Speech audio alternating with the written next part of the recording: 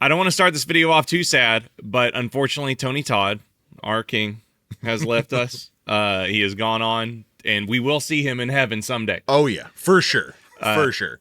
But I was checking out his credits, of course, and I kind of had this lapse of memory of the 1990 Night of the Living Dead. And I was thinking about when I had seen this movie, and it was undoubtedly when I was a young kid, and we'd rented movies at this video store called NTV. It's where Kelly Wilson disappeared, one of the biggest crimes in unsolved missing persons in American history. So North Texas Video in Gilmer, Texas. And I would rent all these zombie movies when I went through my phase, and I would watch Return of the Living Dead. Course. Return of the Living Dead 2 is when they electrified all the zombies. At the end, you had like the Michael Jackson Thriller zombie come out and get electrocuted. Gotcha. That one was my favorite. That's the one I watched the most. Okay. Return of the Living Dead 3 had the glass skin girl on it, and I wouldn't watch that one. I started it, and when she transforms and all the glass goes into her body and stuff, that was one of the few movies as a kid that I turned off because I was too scared to watch it. I will say, even now, like going back and watching it, it's definitely the creepiest one of the three. It has a more serious tone than the other two did, for sure. But I had seen Night of the Living Dead 1990 before. It just kind of melted into all those zombie movies that I watched when I was a kid. So I saw Tony Todd was in it. I saw he was the lead, Ben, from the classic. I've only seen the classic like twice. Once like for college, and then once when I was a little kid.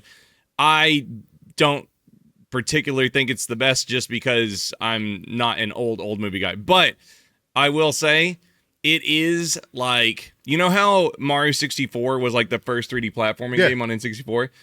And it was like a Rolls Royce, right? That is what Night of the Living Dead, the OG, is like. Oh, yeah, for 100% it is. I remember the first time I saw Night of the Living Dead, I didn't know that black and white movies could be gory when I first saw it. So whenever I was seeing them like tear apart some of the bodies, it really threw me off as a kid. I was like, oh, I thought it had to be in color to have gore. Yeah, and that's my mindset as a child. Like there was a threshold in movie history where it was like, now that it's in color, we can show blood. Yeah, exactly. Yeah. And it makes it kind of scarier in some ways. Yeah. Especially as a kid, I guess. But I loaded this up. This was made by Tom Savini, Sex Machine. From Dusk Till Dawn, and that's the only thing he's ever done. Yeah, he's definitely not an SFX guru in the 80s and a god. Yeah. So Tom Savini did makeup effects and special effects for basically every slasher horror movie that you were grossed out by as a kid. Yep. Tell me the movie so I don't mess up. What do you mean? He did Friday the 13th. Yeah, he did Friday the 13th. He did The Prowler. He did Maniac. He did Friday the 13th Part 4. Let's see, what else did he do? He did Dawn of the Dead. He did Day of the Dead. He didn't get to do the original Night of the Living Dead because he got shipped to Vietnam, which is cool because he got to come back and do the remake for Night of the Living Dead. Oh, that is such cool knowledge. So he was like, oh, sorry, George. Yep. I'll be back. Yeah, he came back, and then he ended up doing Dawn and Day and all the other things too. Yeah, so every time I think of Tom, if I hear Tom Savini, there's like this thing that flashes through my head. I hear Tom Savini, and I see Mrs. Voorhees' head getting chopped off. I don't know. Like, I don't know. With the hairy knuckles that come up when she gets her head cut off. Yeah, it's awesome. I just see the swipe and when I was a kid, I thought that she chopped her head off with a boat oar. I didn't realize I could see that, yeah. I didn't realize she picked up a machete, and so I was very confused. Anyways, so Tom Savini gets to make his own Night of the Living Dead remake in 1990, and it is spectacular. I started it, and I was like, I guess I didn't realize just how fast that this movie just gets started. You've got Barbara, and she is amazing. She is such a cool character, and I'm very sorry to say this, but she is the hottest geeky redhead, and by the end of the movie, she is the hottest badass redhead. There is just something amazing about a tomboy geek who turns into a tomboy stone cold killer. So that's one of the cool things about the 90s remake is they really flush out Barbara's character a lot more in this one than they did in the original. Mm-hmm. In the original one, she is traumatized the entire movie. Yeah. After Johnny gets taken away from her, she is just a mess the whole time. So every time you would see Barbara in the original, she's usually like screaming or she's sitting on the couch. She doesn't really have much else going on until she like dies at the end.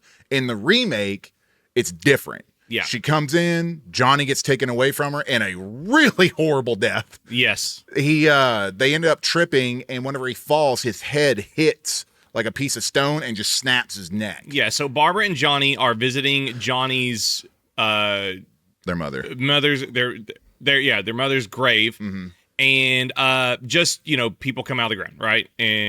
Or the mortician guy comes out of a hearse in the background in the remake. Yeah, it's really cool. And immediately there's zombies, right? They're like, hey, here we're at our mother's grave, and then there's zombies. Yep. And they're just in it, right? So Barbara makes her escape, and yeah, I was very like, because immediately she goes kind of from like unassertive, kind of wimpy to fighting for her own life. Yeah. And immediately you're like, she's the best. Yeah, she is. And I was a little like, because I was watching this through like a non-good memory of the original. So I was like, oh man, this is so cool. You got like a really strong female lead on such an old movie. But obviously, like you're saying, that's a big change that they made. Yeah, for this one. they definitely, I mean, she's in a lot of the original movie, but in the original one, it's Ben's movie. Yes. Like, it's all, I do believe his name is Dwayne Jones in the original one. He just absolutely destroys every scene he's in the original. Yeah. So what's cool in this one is you get Barbara. She's running away with some really cool looking zombies that are coming after her. You have the one zombie who's walking in his suit, and then it falls down, and you see like the autopsy scars. Yeah, he's been he's been prepared for, and he's kind of swollen and bulging as well. And she gets stuck in the car, and she's trying to get away, and she puts it in neutral, so she rolls down the hill and gets in a car wreck to escape the zombies. And she gets to the house, and she meets Ben, and I'm kind of expecting, I'm like, cool, okay, this is how we get to Ben, and now it will be Ben's movie, like the original, right? So how cool is it how Ben shows up? Oh my God. He's just like, he just immediately just starts whopping ass. Yeah, he rolls up, he hits the first zombie with a truck. Yeah. And then he comes out, like the door opens and you see the crowbar come down. And then it's just time to get to work. Yeah, Ben is just a killing machine. He's already, I like the idea that the title is Night of the Living Dead. Like, this isn't as we'll see with the movie, it's like, this isn't necessarily like Walking Dead or something else where they're taking over the world. This is like it's almost like a one-day event that's happening, right? And it being confined to like a small house with a very small cast is, it's just like the mall, right? Just more condensed. And I was very pleased that it becomes Barbara and Ben's movie instead of Ben's movie. Yeah. And there's a scene where you're watching Tony Todd just whoop ass, and then he starts talking about like how his day's gone and like the events basically, and he's crying. And I'm just like, oh my God, Tony Todd is acting his ass off right now. And you're watching the movie, and it's it's 90s. It feels early 80s, right? In how it's filmed. Just how kind of goofy it is. And then you're like, okay, I got a strong female lead. I got Ben who's acting his ass off. And the dorkiness kind of starts to go away a little bit. Yeah, it really goes away. I would say the moment that it's definitely gone is whenever Ben is having that conversation about what he saw. How he saw them round all the people up in the truck, and then they got loose and started killing everybody. And while that's happening, you have Barbara putting the blanket over the dead body that was in the house, or the person she just killed, who was the owner of the house. Yeah. So after that happens, it's kind of like she's softening it for Ben because she feels empathy for him. Exactly. And then there's that moment to where like Ben's like, you have to fight. You have no choice. Like, it's either you fight or you're dead. It's your choice. Yeah, because she's still kind of in panic mode. Obviously, Ben is coping, but he is already adjusted to what has to be done in the situation. And they kind of come together in this. And this movie, even though it takes place in one house, it's always moving. There's always this constant. There's always waves of zombies coming into the house. Yep. So there's like this. It's so interesting. There's a sense of urgency in this one that isn't in Dawn of the Dead, at least the remake, right? Because in Dawn of the Dead, it's like they get into the mall and then you get like 30 to 40 minutes of peace, like, and you get kind of montages of them like hanging out and doing their thing. But in the smaller house, they just keep pouring on zombies, so it keeps this good momentum. And then they start introducing the other characters in the house. You've got Cooper and his wife and his daughter, and his daughter's bit, so you got this awesome timeline, right? Yep. We talked about that with like Alien Romulus, and like any good movie, we'll set a deadline for the audience. We'll set a timer, we'll set a countdown for them, so there's a sense of urgency in solving a problem. And I just think it's so, like I said with like Mario 64, it's like here's the first one, but it's also transcended time and space like nothing else. And it sucks because whenever you do meet the people that are underground, you have the Cooper family, and then you have Tom and Judy, and you see the daughter, you know that she's bit, and you're like, oh, come on, I know where this is going. But they don't know. Yeah. Like, they have no idea that this is a virus going around. They just know that people are getting back up. So you're just screaming like, please, just do anything about this child downstairs because it's going to affect you. And you're like, I just have to watch him learn. Yeah. And it's so painful. Yeah, I think the Dawn of the Dead remake, especially with the birth scene, it's like that's such a fun way of giving the audience a countdown and, but adapting it to make it a little bit fresh because you know something bad's going to happen, but you're like, what's going to come out of this lady, right? For sure. But there's just this sense of isolation, and even though, again, it's in a house, you've got factions. You got the Cooper family, you got Judy and Tom. Yeah, it's Judy, Rose, and Tom. Yeah, Judy, Rose, and Tom. And then you've got Barbara and Ben as kind of like the champions of the audience. And one of the things that really hit me watching it was how much the dorkiness of the hits on like rubber heads and stuff, it stops mattering. Yeah. I don't know. I got goosebumps for no reason. But it stops mattering the deeper you get with the characters. And I don't know. I thought it ended up being really effective, especially starting out. And Barbara's metamorphosis starts to happen. She's getting sweatier.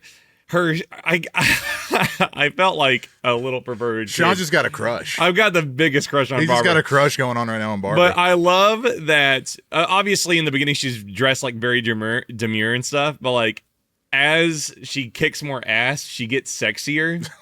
And like there's a scene after they kill the big guy, the owner of the house, and her skirt gets stuck like up on her, around her belt line, and her leg is just hanging out. And so it's like as her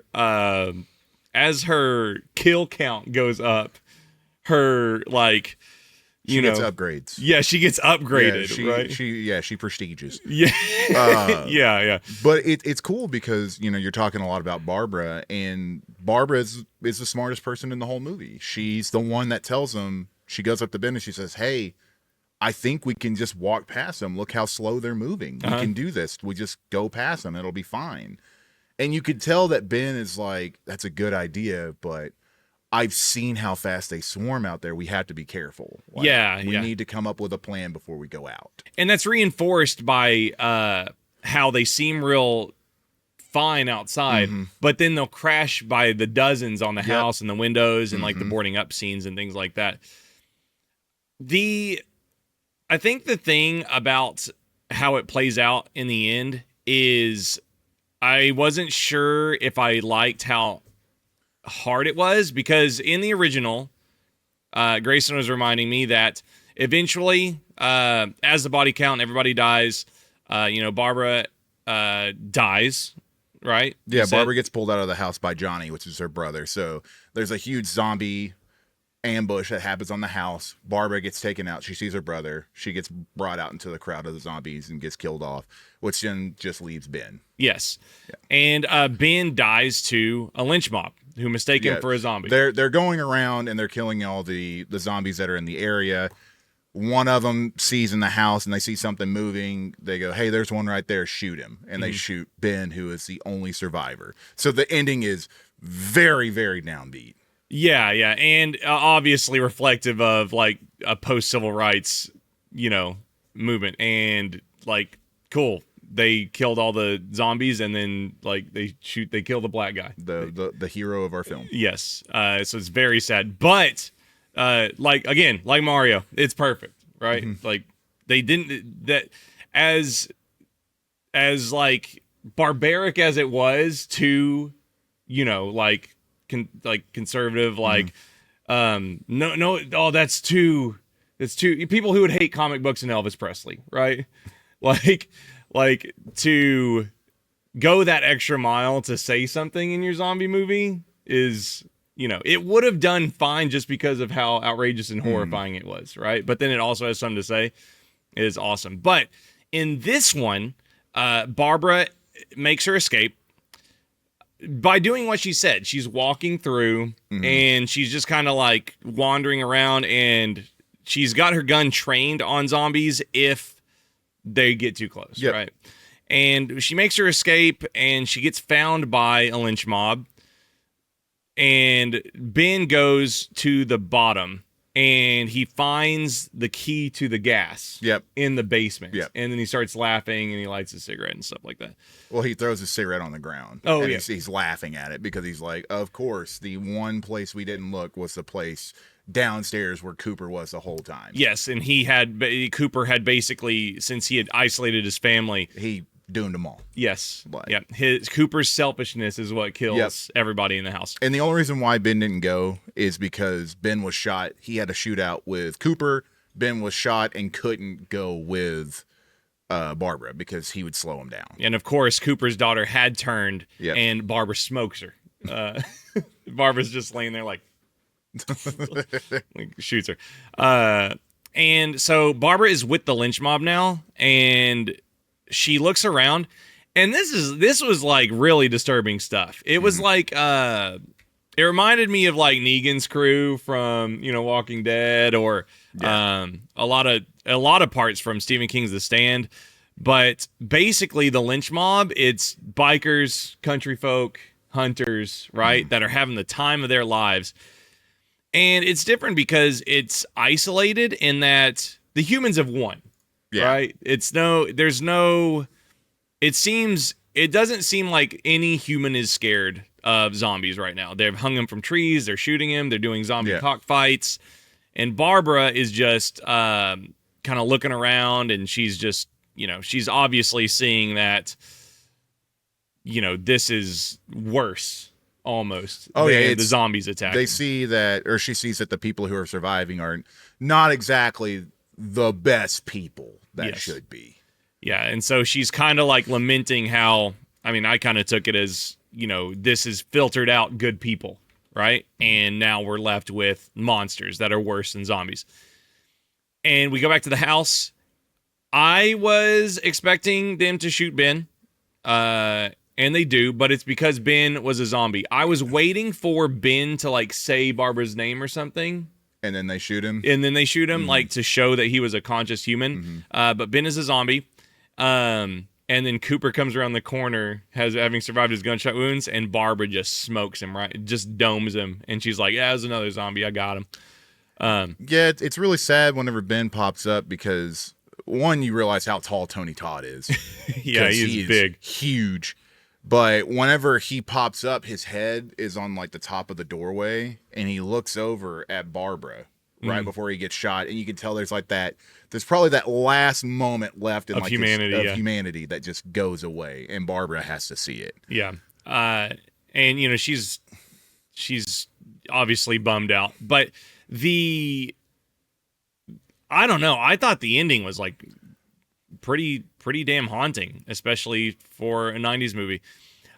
It's really neat that the characters and the message, at the end can transcend how dorky it was. And I imagine I kind of watched this probably the same way that kids from the 80s watched the original. Like, this is kind of dorky, but man, it's really good. Yeah, I think they did a lot of cool stuff in this. I still love the original one, of course. Like, I think the original one is almost perfect, if not perfect. But this one it's right there with it. I think it's one of the better remakes for sure. I think they improve a lot of stuff in this one, and they really went all out with the ending. Like, I'm glad that they kind of showed more with the crew that Barbara goes with, and to just show that, like, hey, the zombies might be getting knocked out, but now you have a new thing to worry about too.